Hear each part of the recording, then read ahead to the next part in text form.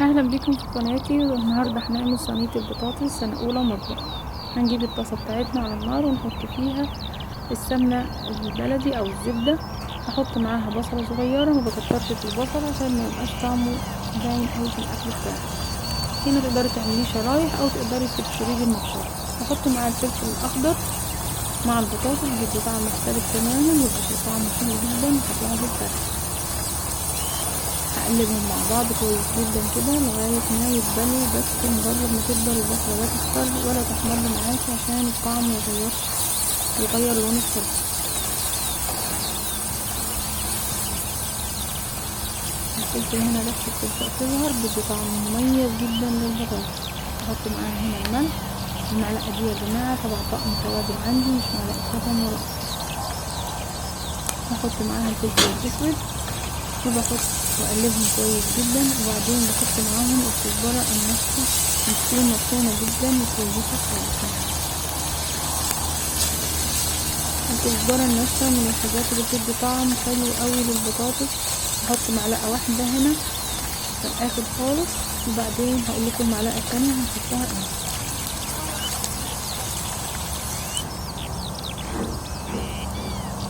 بدأت تدبل معايا كده البصل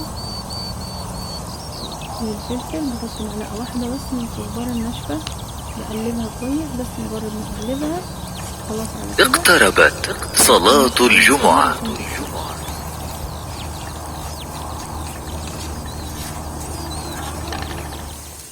هنا بجيب البطاطس بتاعتي اكون محضراها. بجيب البطاطس الحجم الوسط، بقطعها شرايح وسط، لا تكون تخينة ولا رفيعة. لو البطاطس معاكي كبيرة تقدري تقطعيها بالنص، وبعدين بتقطعيها شرايح عادي خالص. هقلبهم مع بعض لغاية ما البصل كده يتغلف معايا مع البطاطس، وبعدين بحط معاه طماطم. متكتريش قوي في عصير الطماطم، يا دوب انا حطيت لي نص كيلو بطاطس دول حوالي 3 حبات طماطم في العصير. ما تكترش سوائل البطاطس، نضرب تستوي بسرعة معايا، متبقاش اتهرت وبقى شكلها مش حلو. هنا يا دوب بس كده بقلبها، وبعدين بستنى شوية مجرد ما تغلي معايا البطاطس هنزود لها الشوربة بتاعتها. طبعا كده ههدي النار عندي كويس خالص، واسيب البطاطس تستوي على نار هادية. الاكل على نار هادية بيبقى اكل صحي وبيبقى كويس. مننساش لمسة بسيطة صغيرة جدا من السكر لاي اكل فيه صلصة عندنا، يمنع الحرقان ويبقى كويس. هنا البطاطس اول ما بتغلي بحط فصين توم بفرمهم ناعم او بتقطعيهم شرايح زي ما تحبي، بس التوم مع البطاطس لما الصلصة بتغلي بيديها طعم مختلف مميز تماما. كمان هضيف لها هنا شوية من الشوربة، عشان كده احنا محطناش عصير طماطم كتير. لو ما عندكيش شوربة تقدري تحطي مرق الدجاج.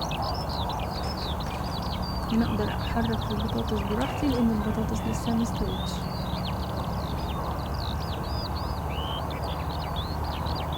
بهدي النار، بسيب البطاطس بتاعتي لغاية ما تستوي. هنا بجيب حاجة شايفة مرحلة الغليان، بشوف هنا بختبرها بالسكينة بالبطاطساية لسه جامدة معايا يبقى لسه مستويتش. متحركيش البطاطس كلها، يا دوب بطاطساية واحدة. هنا بعدها بشوية البطاطس بدأت تستوي، بخليها كده استوت واتأكد انها استوت تماما كده. السكينة تبقى نزلت معايا للآخر، بسيبها شوية لغاية ما السوائل تبدأ تقل معايا شوية، وبعدين بدخلها الفرن نديها وش خفيف كده، نخلي بالنا متتحرقش معانا. كده بقى عملنا صينية البطاطس بتاعتنا بالتكات بتاعتنا. جربيها وان شاء الله هتعجبك.